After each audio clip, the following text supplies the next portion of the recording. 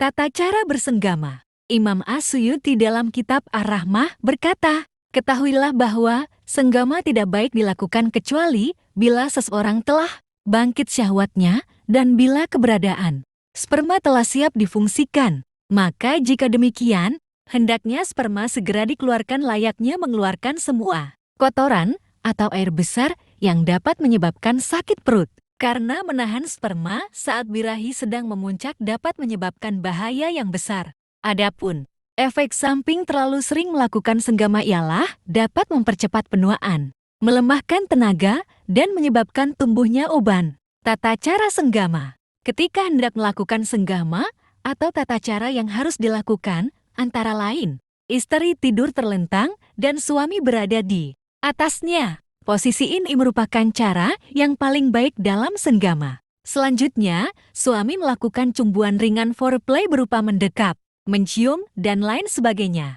Hingga saat sang istri bangkit birahinya, masukkanlah zakar suami dan menggesek-gesekkannya pada liang vagina. Ketika suami mengalami klimaks ejakulasi, janganlah terburu mencabut zakarnya, melainkan menahannya beberapa saat disertai mendekap istri dengan mesra. Setelah kondisi tubuh suami sudah tenang, maka cabutlah zakar dari vagina istri dengan mendoyongkan tubuhnya ke samping kanan. Menurut para ulama, demikian itu upaya untuk memiliki anak laki-laki. Selesai bersenggama hendaknya, keduanya mengelap alat kelamin masing-masing dengan 2 buah kain. Satu untuk suami dan yang lain untuk istri. Jangan sampai keduanya menggunakan satu kain, karena hal itu dapat memicu pertengkaran.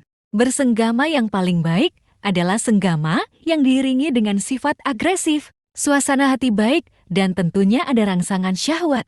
Sedangkan senggama yang buruk adalah senggama yang diiringi dengan kondisi badan kurang stamina, gelisah, anggota badan terasa lemas, pingsan, dan istri merasa kurang puas kecewa terhadap suami walaupun ia mencintainya. Standar ukuran ini dirasa sudah cukup untuk menjelaskan mengenai tata cara senggama yang paling benar. Ada beberapa etika senggama yang harus diperhatikan oleh suami, meliputi 3 hal yang harus dilakukan sebelum senggama, ketika melakukan senggama, dan sesudah melakukan senggama. Sebelum senggama, 1. Mendahului dengan bercumbu foreplay, agar hati istri tidak tertekan dan mudah melampiaskan hasratnya, sampai ketika nafasnya naik turun, serta tubuhnya menggeliat dan ia minta dekapan suaminya. Maka rapatkanlah tubuh suami ke tubuh istri. Maka janganlah menyetubuhi istri dengan posisi berlutut, karena hal demikian sangat memberatkannya,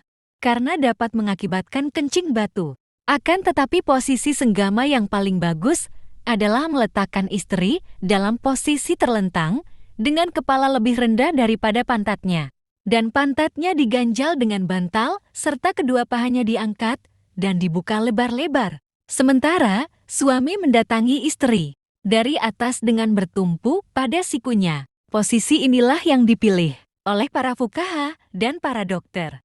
3. Beretika saat hendak memasukkan zakar, yaitu dengan membaca ta'awudz dan basmalah.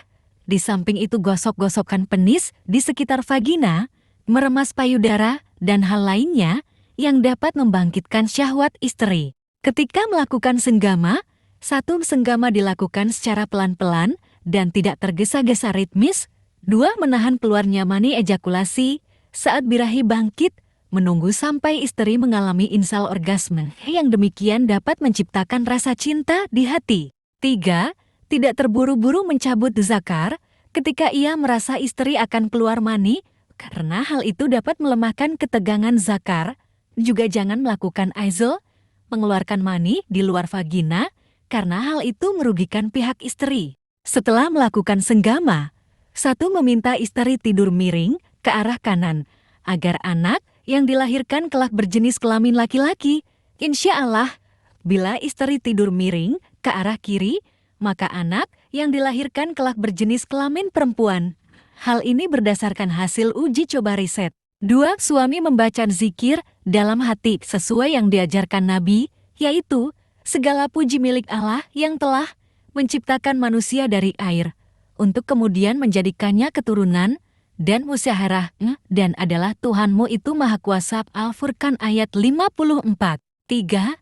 Berwudu ketika hendak tidur dihukumi sunnah, dan membasuh zakar bila hendak mengulangi senggama, dikutip dari sumber yang dapat dipercaya bahwa barang siapa saat menyetubuhi istrinya didahului dengan membaca basmalah, surat Al-Ikhlas, takbir, tahlil dan membaca doa. Kemudian, suami menyuruh istrinya tidur miring ke arah kanan, maka jika ditakdirkan mengandung istrinya akan melahirkan anak berjenis kelamin laki-laki dengan izin Allah. Saya telah mengamalkan zikir serta teori ini, dan saya pun menemukan kebenarannya tanpa ada keraguan. Dan hanya dari Allah pertolongan itu. Demikian adalah penggalan komentar Imam Asy'uti.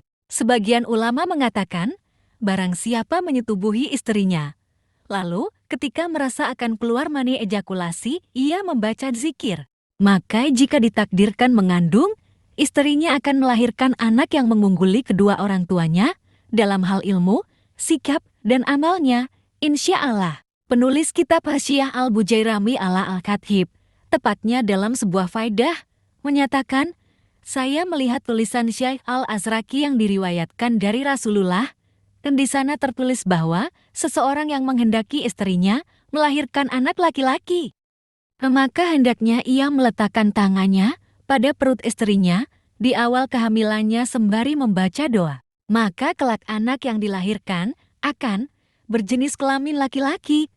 Insya Allah mujarab.